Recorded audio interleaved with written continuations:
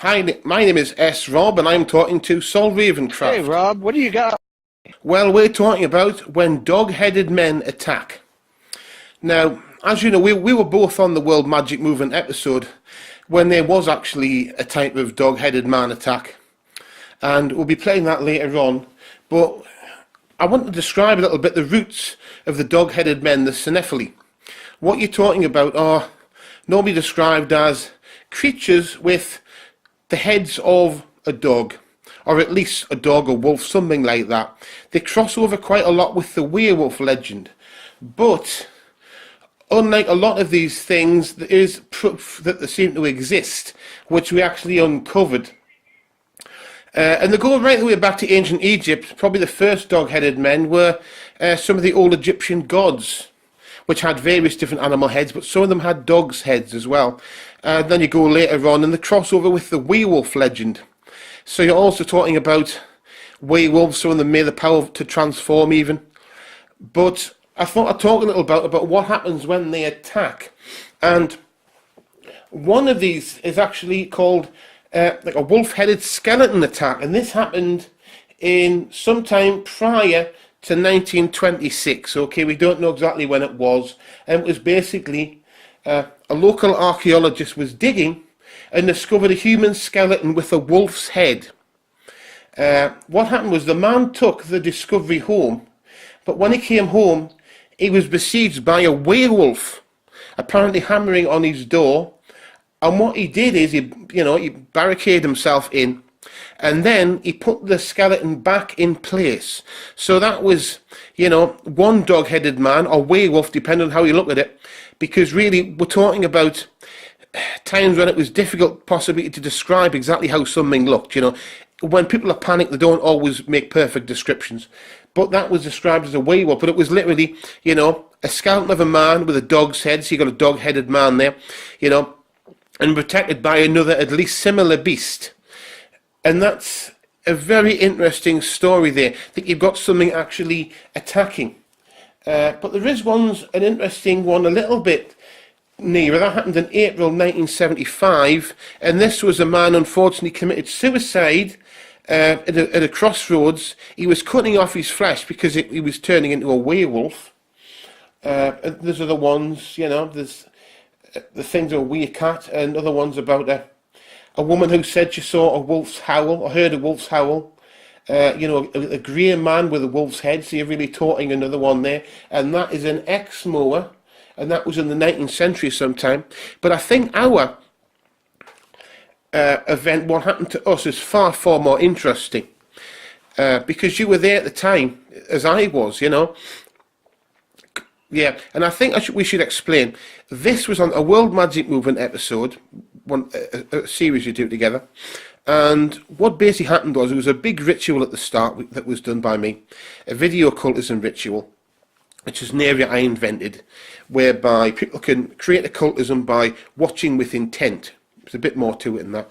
And there was various different entities used, and it was to summon dog-headed men, but also realise I need to make them more noticeable. Because like I do, cryptozoologists will say, well, how do we know these extra dog-headed men are yours? So I thought, and to turn the dog-headed men into transvestites, and I said to turn transvestites into dog-headed men, which I thought was quite clever. Apparently, some of the transgender people, which I was confused by because I wasn't really talking about them, were a bit upset by that. But the thing I actually found is you got a really strong response, because basically we end up having a conversation which didn't make sense and seemed to at the time, whereby we were talking to each other. It was recorded, in two places, an external mic and an internal mic on Skype. And when we played it back, you were talking with a different set of people to I was. That's, and basically what we've got on the episode is is not that conversation. We've had us talking about what actually happened at the time, because it was gobbledygook. There was no making any sense of it,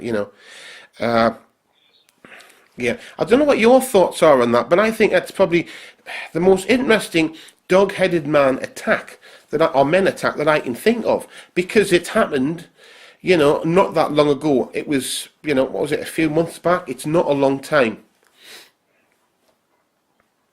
You know, because if you look, these things seem to be, you know, always in the past, these dog-headed men attacks. It's always like the 19th century, you know, before 1926. Okay, that's not that far back. But this one, 2018, it would be, you know, and that's a different thing altogether when you're talking, or maybe December of 2017, actually, maybe just. But like I said, that is not, you know, something which is a wild length of time away, but also it showed them as intelligent, because people tend to assume that you're talking about savage beasts, you know, and we've all been sort of led that way by the films. We've all seen the films, you know, American Werewolf in London, you know, all these ones, all those films. And what we seem to be coming against, the dog-headed men attack we had was thought out, intelligent, and we didn't know it was going on until afterwards, you know, so that they were obviously using a lot of psychic power. They were obviously concealing it really well, and I thought it was really funny that basically speaking, nobody had any idea what we were doing about this until it was released. And when it was, nobody was concerned about the dog-headed men attacking, at least nobody who commented on the links. I think somebody did. Most of them seemed to be interested about this whole transgender thing, which it wasn't actually about transgender. They didn't even know about it until it was released, you know. To be fair, it was one guy. You know, but I thought that was strange, isn't it strange, Rob, Saul, that in actual fact, nobody was bothered about our safety. You know, it's nice to know. It's nice to know that we are loved. Nobody cares. You know, you know. There we had, you know, in two different locations, you know, a thought-out attack with two sets of dog-headed men, you know, using either mind control or some sort of occult means, so that we wouldn't know they were there, and yet obviously did when we played the section back. And yet people seem far more interested about other things. It's strange, isn't it? You know, you'd think you'd be thinking, oh my God, the dog-headed men are coming, but they don't. They don't. That isn't what happens. You know, it's just like, you know. I thought it was weird. Can people just not get over this thing? You know, so what? You know, and we're interested in the dog-headed men, you know. Anyway. But I think we'll now pass over to that section from that episode so that you can hear us describing what happened at a time that was much, much sooner to it. We'd literally just done it, okay? And I'm going to go to that now, the World Magic Movement episode, describes a dog-headed man attack. And even at that period in time, it's quite possibly we're still under attack, because we had a lot of technical problems with visuals and things that need to be fixed and all types of things. And we're going to hand that over now, and that's from myself, S. Rob, and Saul Ravencraft. And we're going to hand over to us again, talking on the World Magic Movement. Yes, this was a bizarre experience.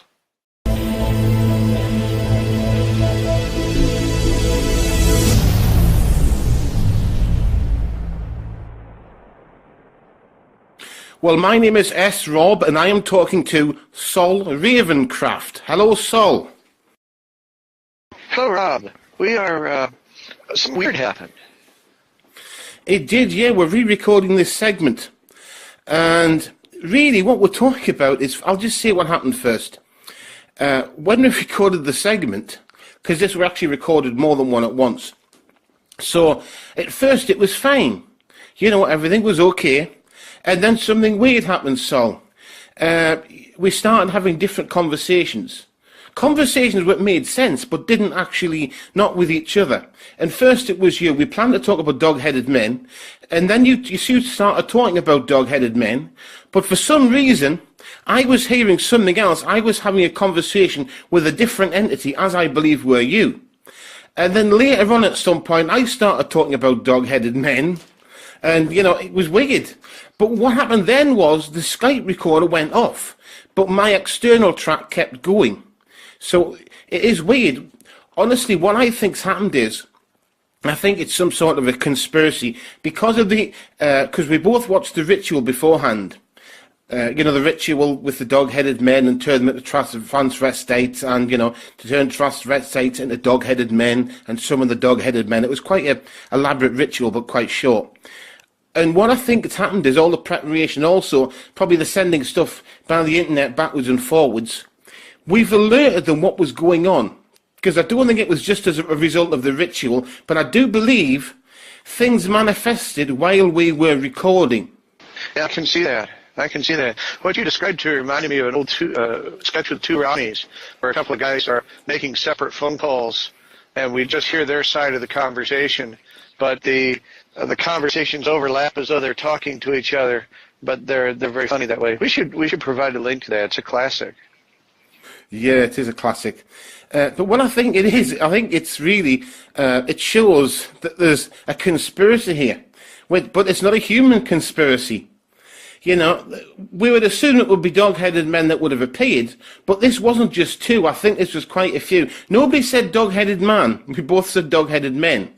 And I think what you've got is a part of a conspiracy, which we were lucky enough to record, of dog-headed men or other entities as well, to conceal their existence.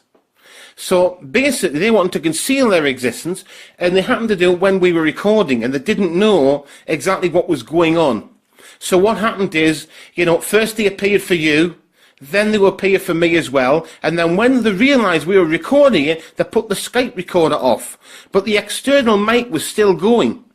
Well, and we've also been broadcasting into hell. We've been causing a good deal of disruption. I'm guessing there are a lot of entities that are wanting to mess with us a little bit. Yeah, exactly, yeah. I mean, in the ritual, I opened more than one gateway. I used multiple gateway entities. Two, actually, I believe. So what you're talking about is something that already had quite a lot of gates open. But I think it's fascinating, because it's very solid proof, isn't it, that, these things can manifest. It's proof to me, like you said, that we are actually broadcasting into hell, because people won't always believe us. Yes. Some people won't. But, it's proof that we're broadcasting into these places because they are starting to mess with us, To me, it's like, see if you were a person who was mad about ufology, and you see a flying saucer, everyone else will run away, but they'd be running towards it. And it's, it's that type of a situation. It was great. We were right there at the, at the centre of the storm. We were at the centre of the hurricane. We were right there. It's probably one of the most powerful occult experiences you can get, because they literally were able to attempted to conceal their presence. Right. So you've got really quite an organised, large-scale thing. Although I didn't experience any loss of time, and neither did you, because that would have been recorded if it were taken anywhere.